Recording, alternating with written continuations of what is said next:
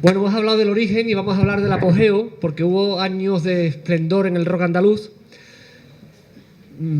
Se puede decir que el rock andaluz funcionó casi por impulso propio, es decir, con muy pocos apoyos. El disco de Triana, por ejemplo, que hemos dicho, El Patio, no tenía apenas promoción y empezó a funcionar gracias al boca a boca. Lo mismo pasó con muchos grupos que salieron sin apoyo, con sellos independientes o buscándose la vida. La administración andaluza tardó mucho en echar una mano cuando ya prácticamente estaba todo... Nunca lo echó. Nunca. Nunca lo echó. En el momento del apogeo, nunca lo echó. Nadie, nunca. El Ayuntamiento de Sevilla jamás contrató a nadie del rock andaluz mientras existió el rock andaluz. Luego, cuando ha caído, ya ha querido hacer cosas. Antes, nunca. O sea, que la administración Nunca. no apoyó. Vale. Se puede decir que la apuesta más importante del rock andaluz llegó por parte de los músicos, los aficionados y algunos empresarios que creyeron en esto desde el principio. Es lamentable ver cómo grupos andaluces dependían de compañías discográficas que no estaban aquí, que estaban en Madrid, Barcelona, focalizadas, y así, por ejemplo, pues se crearon sellos discográficos como estaban Moviplay, que era una compañía española que estaba en Madrid, con el sello Gong.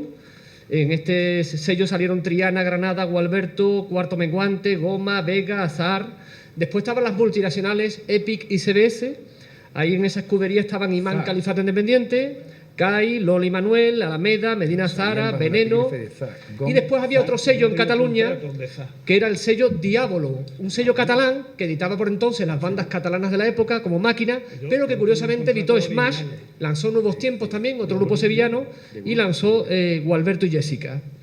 Al margen de estas compañías, ya prácticamente el resto de los lanzamientos eran hechos por los propios grupos, con autoproducciones y con sus propios medios. Por otro lado, la Andalucía de los años 70 no tenía apenas infraestructura musical. Aquí no había estudios de grabación apenas, y salas de concierto para qué contar. Los grupos actuaban en casetas de feria o en algunos locales que se acondicionaban, en algunas zonas, ¿no? Menos mal que se usaban las plazas de toros, que por lo menos ahí se le sacó partido. Con este panorama, pues la verdad es que demasiado fue lo que se hizo, ¿eh? Otro dato importante es que no se ha dado cuenta el impacto que tuvo el rock andaluz fuera de nuestras fronteras. Tuvo mucha más repercusión de la que nos creemos. Quitando los momentos álgidos de esos 3 o 4 años de ebullición, el resto del tiempo estaban más pendientes del rock andaluz fuera, en otros países, que aquí, y es una auténtica pena. Muchos discos, por ejemplo, se fabricaban para el extranjero y se vendían allí incluso mejor que en nuestro país. Por ejemplo, los primeros discos compactos que se publicaron de Triana no se hicieron para el mercado español, se hicieron para el mercado japonés. No me he traído ningún disco japonés, pero sí me he traído un disco de Estados Unidos, que es una edición de Triana del primer disco, se llama Triana Latin Essentials, es el disco del Patio, pero editado allí por la Warner, y en este disco, en la contraportada, dice: uno de los 100 mejores álbumes de la historia de la música. Yo cuando lo leí me quedé impresionado que los norteamericanos, cuando mi hermano entra en el mundo del eso. juego, le vende los derechos de Triana a Warner. Por tanto, ya vemos que esto fue más importante de lo que muchos creían, ¿no? Voy a pasar a enseñar muy rápidamente un par de gráficos, un mapa y un gráfico que yo creo que van a ser muy significativos y nos van a poner un poco en torno a lo que estaba pasando, ¿no?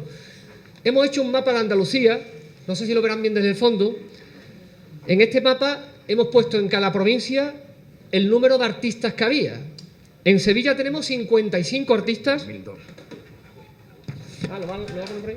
En nuestra época no se vendió fuera. Es que ahora lo ven los de fuera, pero no los de aquí. Bueno, ese mapa de Andalucía dice que en Sevilla había 55 artistas. En segundo lugar estaba Cádiz, tenía 19.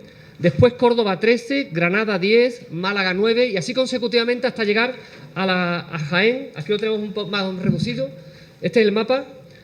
Jaén, Huelva y Almería se quedan un poco más atrás. ¿Qué ocurre en este mapa? ¿Qué estamos viendo? Pues que el eje fundamental estaba en Sevilla. En Sevilla salió el rock andaluz, tuvo el impacto y después de forma radial se expandió hacia las provincias que estaban más cercanas, limítrofes. Ahí sí tuvo más repercusión. Si nos vamos a casos más aislados como Huelva o el caso de Almería, ahí la verdad es que no salieron apenas grupos y no tuvo mucho impacto la cosa. Después ocurre otra cosa. Dentro del rock andaluz hubo distintas corrientes y es curioso ver cómo en cada provincia las corrientes eran distintas. Por ejemplo, en Sevilla estaban los grupos más aflamencados, En Cádiz estaban los grupos que eran más sinfónicos, místicos, con temas más largos, y en Córdoba se concentraban lo que eran los grupos más rockeros. Allí les gustaba mucho más el rock.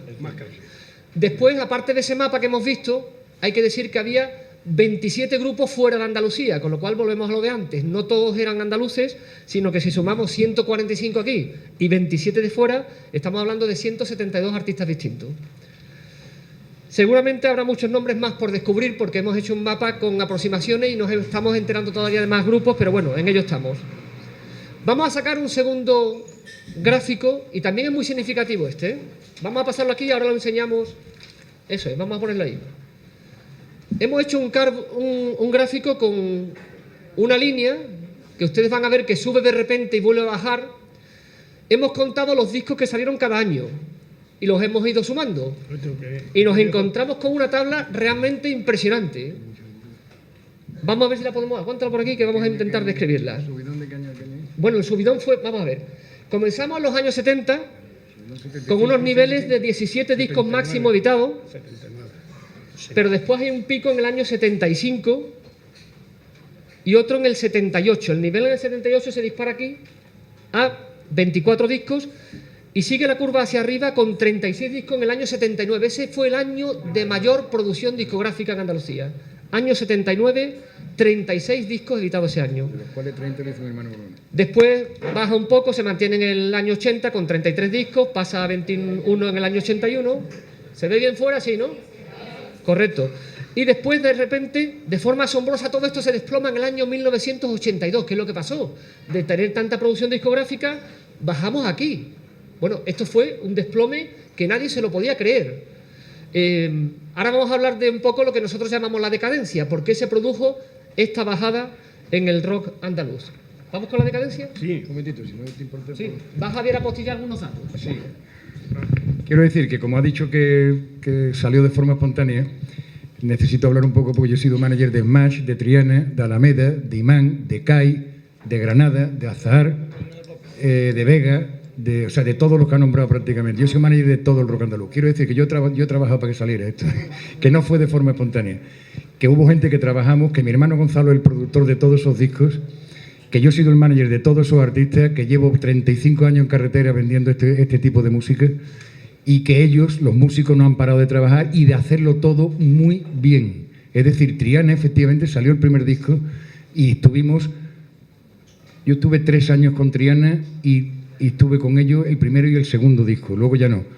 Y eso fueron casi 4 años. O sea que el segundo disco, aunque mi hermano tenía perfecta libertad de grabación, no se grabó hasta 2 años después, ya a petición, porque hacíamos muchas actuaciones. O sea, Triana hacía 60, 70 actuaciones en esa época. Cuando yo cogí a Medina Zahara, el primer año, en el año 80, hicieron 180 actuaciones. Pero es que Alameda, ya en el 79, había hecho casi 200. En el 80 hizo algo más de 200. En el 81 hizo otras más de 200. Es decir, que actuaciones sí hacíamos. Trabajar sí trabajamos. Al público le gustaba. A una cierta prensa también.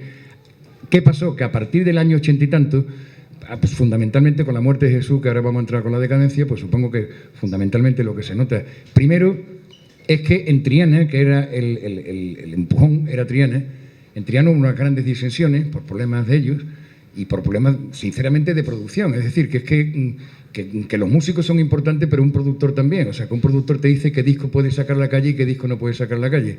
Entonces, Triana, a partir del tercer disco, empezaron a sacar discos donde no solamente componía Jesús, sino que había otros 2 miembros del grupo que se empeñaban en meter temas por un problema de autores. Porque como el disco se iba a vender cientos de miles, pues querían cobrar de autores. Y como Jesús era muy buena gente, permitía que se metieran 3 o 4 temas que mi hermano Gonzalo nunca hubiera permitido que estuvieran en ese disco. Como no los permitió ni en el primero ni en el segundo, que creo que todo el mundo está de acuerdo que son los 2 grandes discos de Triana. Entonces es que los discos necesitan una producción. ¿Entiendes? Y luego hace falta también alguien que se ocupe de en la calle, de pelear y de no sé qué.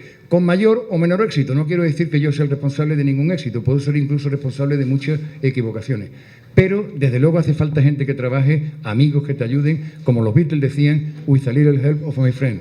Si no, no hay manera. Hubo una parte de la crítica que sí nos ayudó y el público siempre estuvo con ellos, de forma esplendorosa.